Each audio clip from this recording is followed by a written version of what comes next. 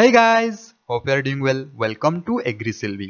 देखिए soil and moisture दो बहुत ही ज्यादा इंपॉर्टेंट कंपोनेंट है एनवायरमेंट का, तो उसे कंजर्व करना बहुत ज्यादा जरूरत है। सॉइल एंड मॉइस्चर को हम कंजर्व करेंगे तो कैसे करेंगे?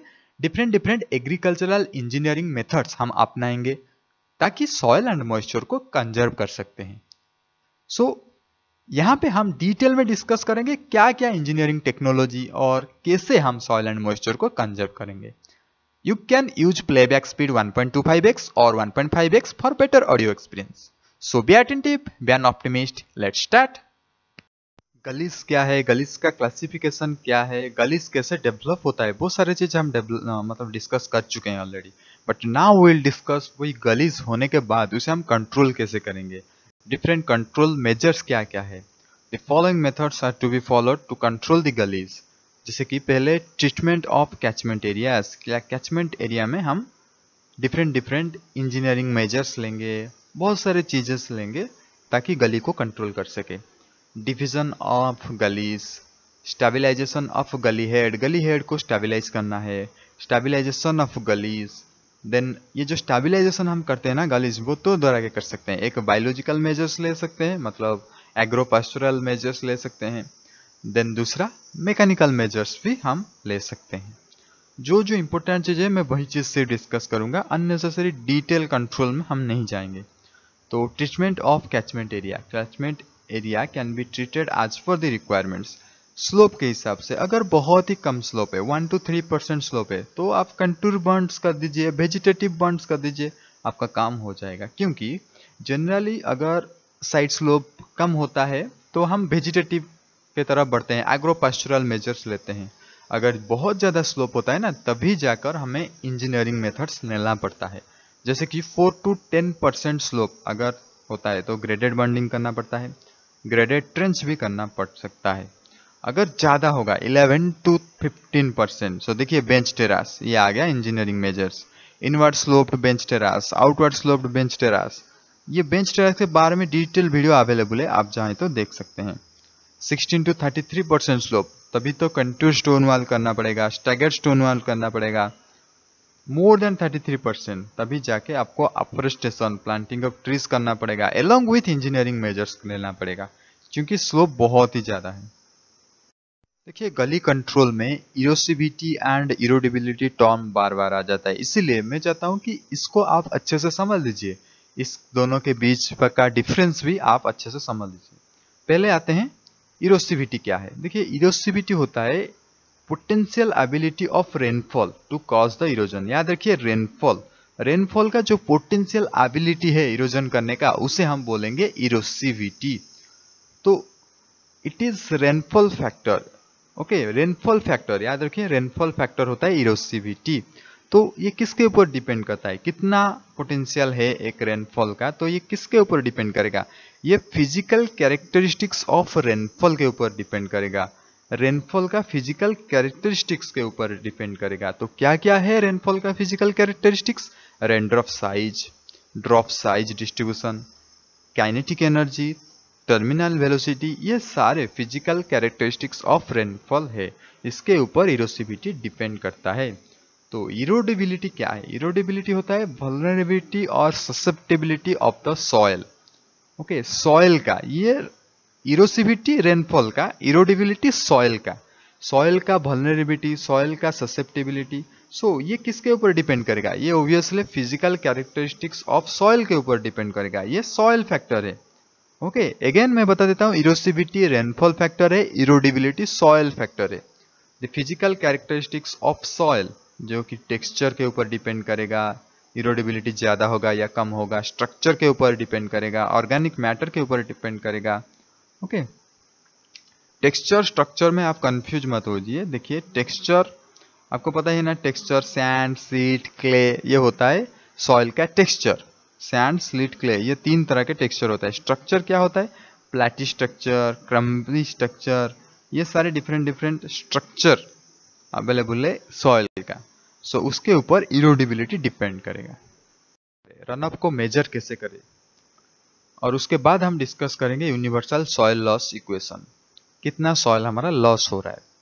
तो prediction of run of is a very difficult task. Okay क्यों और रन ऑफ को हमें कंप्यूटेशन करने की क्या जरूरत, क्योंकि जो फ्लडिंग है, जो सॉइल इरोजन है, उसे चेक करने के लिए रन ऑफ को मेजर करना बहुत ज़्यादा जरूरी है।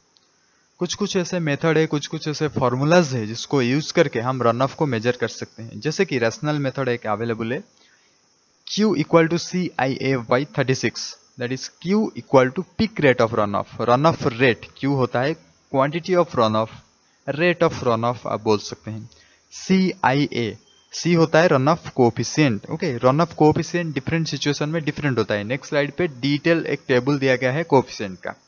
I होता है इंटेंसिटी ऑफ रेनफॉल, अगर रेनफॉल इंटेंसिटी ज्यादा होता है तो रन ऑफ रेट ज्यादा होगा, सिंपल सा चीज है। ए होता है area of catchment, catchment area, अगर कैचमेंट एरिया ज्यादा है तो रन ऑफ ज्यादा होगा, डिवाइडेड बाय 36। ओके, इतना यहाँ पे याद रखेंगे। रन ऑफ कोएफिशिएंट क्या है ना, रन ऑफ कोएफिशिएंट होता है ratio of the peak runoff rate to the rainfall intensity, ये रेशियो है। डिफरेंट स्लोप के लिए डिफरेंट है, डिफरेंट लैंड यूज क्लासिफिकेशन के लिए डिफरेंट है, वो नेक्स्ट स्लाइड पे अवेलेबल है। रन ऑफ कोएफिशिएंट इस टेबल में दिया गया है। सबसे ज्यादा आप याद रखेंगे, सबसे ज्यादा कहां पे होगा, सबसे ज्यादा built up areas, impervious areas, जहां पे वाटर का इन्फिल्ट्रेशन नहीं हो पा रहा है, जहां पे वाटर इन्फिल्ट्रेट नहीं हो पा रहा है, मतलब इम्परवियस एरिया, वहां पे सी का वैल्यू ज्यादा होगा और रन ऑफ रेट ज्यादा होगा, सिंपल सा चीज है। सबसे कम कहां पे है, flat cultivated lands and Sandy soil में, क्योंकि सैंडी सॉइल वाटर को ऑब्जर्व कर लेता है सडनली। फ्लैट कल्टीवेटेड लैंड में इन्फिल्ट्रेशन रेट ज्यादा होता है, इसीलिए उसका जो रन ऑफ कोएफिशिएंट वो कम है, क्योंकि रन ऑफ रेट कम होगा। देखिए रैशनल मेथड बहुत ज़्यादा एप्लीकेबल है, बहुत ज़्यादा हम पॉपुलरली उसे यूज करते हैं रैशनल मेथड को, वो तो हम जानते हैं रैशनल मेथड को हम पॉपुलरली यूज करते हैं। पर सिर्फ रैशनल मेथड नहीं है, रन ऑफ को मेजर करने के लिए बहुत सारे मेथड्स अवेलेबल है, जैसे कि empirical formula, envelope curve, physical indication of past floods, probable maximum precipitation, PMP chart के द्वारा भी हम यूज कर सकते हैं। रेटिंग कर्व यूज करके हम रन ऑफ को मेजर कर सकते हैं। Unit hydrograph method, SSCCN method, flood frequency analysis. देखिए आपको सिर्फ नाम पता होना चाहिए, क्योंकि ऑप्शन में क्या आ जाएगा आपको पता नहीं। तो ऑप्शन में ऐसा भी आ सकता है कौन सा तरीका है रन ऑफ को कंप्यूटेशन करने के लिए, तो वहां से एक अलग तरह का मेथड होगा, 3 इसमें से आया होगा। तो अगर आपको पता होगा, नेम पता होगा, आप क्लिक कर सकेंगे। तो एक बार फिर से देख लीजिए, empirical, envelope, past flood, rational method, जो कि ज्यादातर यूज होता है वो रैशनल मेथड यूज होता है, और एम्पेरिकल फॉर्मूला यूज होता है। तो एम्पेरिकल फॉर्मूला दिया गया है, पहला empirical formula Dickens formula. Okay, Q equal to CA to the power 3/4, that means आप यहीं से पता लगा सकते हैं। Q मतलब डिजाइन फ्लड, मतलब आप बोल सकते हैं rate of run of. Okay, runoff rate आप बोल सकते हैं मीटर क्यूब पर सेकेंड। ए होता है area of catchment, in kilometre यहाँ पे दिया गया है। सी होता है डिकेन्स कंस्टेंट।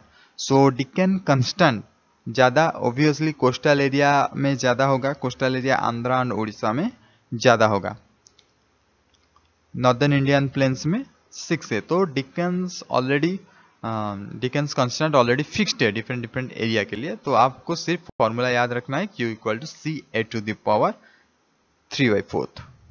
एक और एम्पेरिकल फॉर्मूला जो हम पॉपुलरली यूज करते हैं, that is Ryves formula, that's also Q equal to CA, only power में चेंज होगा, 2/3 होगा। ओके, Q होता है rate of run flow, rate of runoff, and C होता है रेयर्स कंस्टेंट, एंड A होता है area of catchment. Universal soil loss equation ये किसने दिए थे, विस्मेर ने दिए थे, नाम याद रखेंगे। ये दिए थे universal soil loss equation which has adaptability to wide range of condition. बहुत सारे फैक्टर को वो लेके सॉइल लॉस इक्वेशन दिए थे। तो A इक्वल टू RKLSCP याद रख लीजिए, रट्टा मार लीजिए। ये होता है average soil loss for the given period. Average soil loss कितना होता है विस्मेर ने दिए थे। R होता है रेनफॉल इरोसिविटी इंडेक्स। देखिए इरोसिविटी, इरोडिबिलिटी आपको पता है ना, इरोसिविटी होता है रेनफॉल फैक्टर, इरोडिबिलिटी होता है सॉइल फैक्टर। मतलब इरोसिविटी होता है जो इरोसिविटी जो R होता है, तो पोटेंशियल ऑफ रेनफॉल, रेनफॉल का पोटेंशियल है कितना वो इरोजन कर सकता है। पर इरोडिबिलिटी होता है सॉइल का कितना लॉस होता है, सॉइल का फिजिकल प्रॉपर्टी कैसे डिपेंड करता है सॉइल लॉस में, वही होता है इरोडेबिलिटी फैक्टर। देन सी होता है क्रॉपिंग मैनेजमेंट फैक्टर, कौन सा वाला क्रॉप अवेलेबल है वो लैंड पे। एल होता है length of slope, obviously slope ज्यादा होगा तो सॉइल लॉस ज्यादा होगा। S stiffness of slope, stiffness ज्यादा होगा तो सॉइल लेस ज्यादा होगा। पी कंजर्वेशन प्रैक्टिसेस फैक्टर, अगर कोई कंजर्वेशन प्रैक्टिस आप ले रहे हैं तो obviously universal soil loss average वो लेस होगा। सो इतने सारे फैक्टर को कंसिडर करके ये सॉइल लॉस इक्वेशन बनाया गया है। सो इसका यूनिट कैसे हम डिटरमाइन करते हैं, देखिए एवरेज सॉइल लॉस जो एवरेज होता है वो नॉर्मली एक्सप्रेस करते हैं टॉन्स पर हेक्टर्स में। ओके, टॉन्स पर हेक्टर्स में। It may be computed for any period and also on probability basis, once in 2 year, once in 5 year, okay, using the rainfall irregularity R for the corresponding period। okay, इसका मतलब R का unit क्या है, देखिए R होता है rainfall erodibility index, मतलब R related है रेनफॉल से एंड K रिलेटेड है सॉइल से।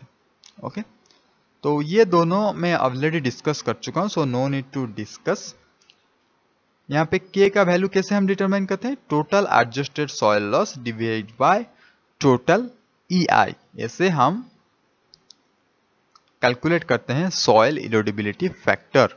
ओके, तो सॉइल इरोडेबिलिटी फैक्टर ऑलरेडी दिया गया है हमारे देहरादून में हमारा है ना जो soil, Indian Institute of Soil and Water Conservation जो कि देहरादून में है ना, वो ऑलरेडी सॉइल इरोडेबिलिटी फैक्टर को डिटरमाइन कर चुका है। जैसे कि for silt loam soil at Dehradun and average value होता है 0.3 tons per hectare. So already ये डिसाइडेड है।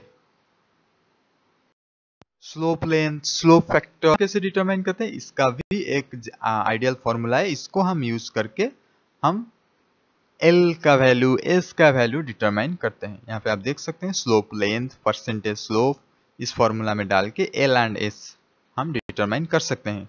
देन कंजर्वेशन प्रैक्टिसेस तो आपको पता ही है, मैं बता चुका हूँ already. So this is our end of the video. If you like this video, please like and subscribe this channel so that you will get more videos in time.